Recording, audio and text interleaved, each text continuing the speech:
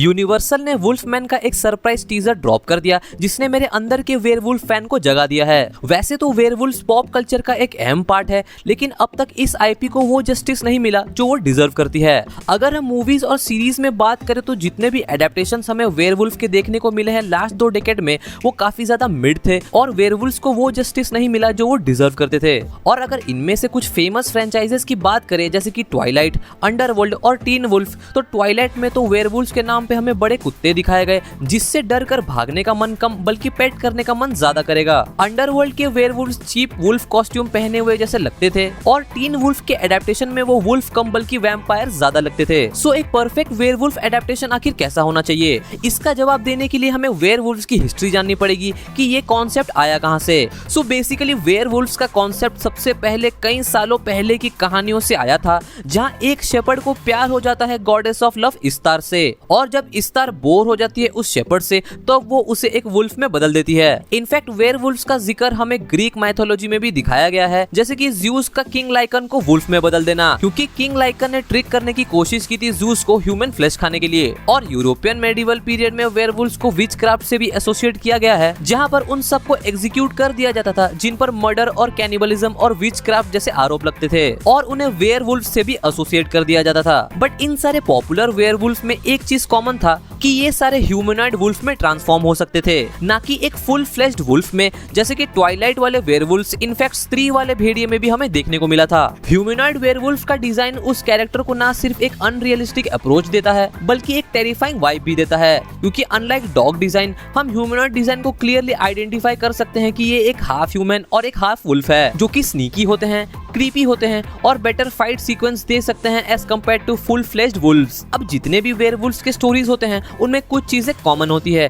जैसे कि एक कर्स जो एक इंसान से दूसरे इंसान में ट्रांसफर होता रहता है, एक अधूरे प्यार की कहानी कि सारे वेयरवुल्फ सिर्फ भेड़िए से ही नहीं बल्कि लड़कियों से भी कटवा चुके होते हैं, and their quest for love makes them go wild for it. और सभी वेयरवुल्फ्स खुद ही के साथ एक कंटिन्यूअस स्ट्रगल में होते हैं जहां वो अपने इनर डिमन से फाइट कर रहे होते हैं। खैर ये सब तो फोल्कलोर की बातें हैं, बट इस कैरेक्टर ने पॉप कल्चर में अपनी छाप तब छोड़ी जब इस पर 1935 में एक लाइव एक्शन फिल्म बनी जिसका नाम था वेयरवुल्फ इन लंदन, जो कि एक सक्सेस रही और इसमें वेयरवुल्फ का डिजाइन ह्यूमनॉइड था। देन फिर से यूनिवर्सल ने एक और इंस्टेंट क्लासिक वेयरवुल्फ मूवी निकाला जिसका नाम था द वुल्फमैन, और इसी मूवी के बाद ही इसके प्रोटैगनिस्ट लैरी टैलबोट का कैरेक्टर काफी ज्यादा फेमस हो गया और इसी कैरेक्टर को पॉप कल्चर में वेयरवुल्फ्स का पायोनियर कहा जाता है। इनफैक्ट यूनिवर्सल ने इसकी सक्सेस रिपीट करने की भी कोशिश की थी 2010 में द वुल्फमैन रिलीज करके, और मैं कहना चाहूंगा कि if you are a werewolf fan then आपको ये मूवी डेफिनेटली देखनी चाहिए। इसमें वो सब कुछ है जो कि एक मासिव वेयरवुल्फ फैन को चाहिए। इसका एनवायरनमेंट काफी अच्छा था,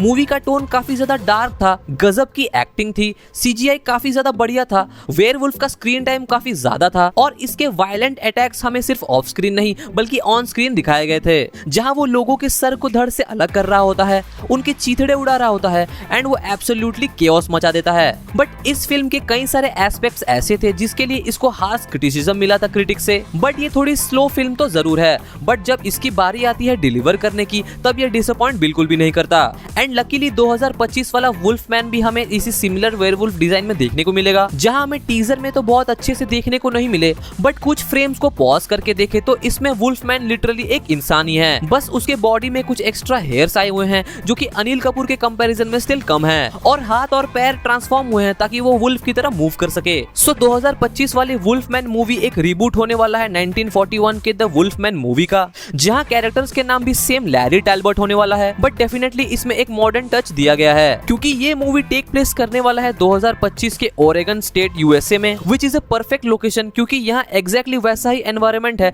जैसा एक वेयरवुल्फ डिजर्व करता है, जो कि है घना जंगल और लंबे ट्रीज, ताकि वो अपने प्रे को ऐसे वे में स्नीक कर सके जिसके बचने के chances as low as possible रहे। सो इसके टीजर को ध्यान से देखने के बाद लग रहा है कि लैरी और उसकी फैमिली वेकेशन स्पेंड करने आए हैं अपने पुश्तैनी फार्म हाउस पे, और एक इंसिडेंट के दौरान उनकी फैमिली का सामना होगा एक वेयरवुल्फ से, और उनके पहले एनकाउंटर के दौरान वो वेयरवुल्फ काट लेगा लैरी को, जिससे कि लैरी भी एक वेयरवुल्फ में बदल जाएगा। बट वेयरवुल्फ्स का ट्रांसफॉर्मेशन तो जनरली रात को फुल मून में होता है, बट इस टीजर में हमें ऐसे कुछ सीन्स देखने को मिले जिसमें कि वुल्फ डे लाइट में प्रेजेंट होता है। सो अब जब लैरी खुद एक भेड़िया बन चुका है, ऐसे में वो अपने फैमिली को कैसे प्रोटेक्ट कर पाएगा। सो इस चक्कर में वो पता लगाएगा कि वो वुल्फ कौन था जिसने उसे काटा था, ताकि वो एक क्योर ढूंढ सके। और इन सब में उसे उस कर्स के राज के बारे में पता चलेगा जो कि उसके फैमिली में कई सालों से चलते आ रहा था और वेयरवुल्फ बनना उसके विरासत में थी। सो अब इसके ट्रेलर का इंतजार है, जिसमें हमें इस मूवी के बारे में और भी कई सारे डिटेल्स जानने को मिलेंगे और जिसके लिए मैं काफी ज्यादा एक्साइटेड हूँ। सो सब्सक्राइब करो ऐसे और वीडियोस देखने के लिए,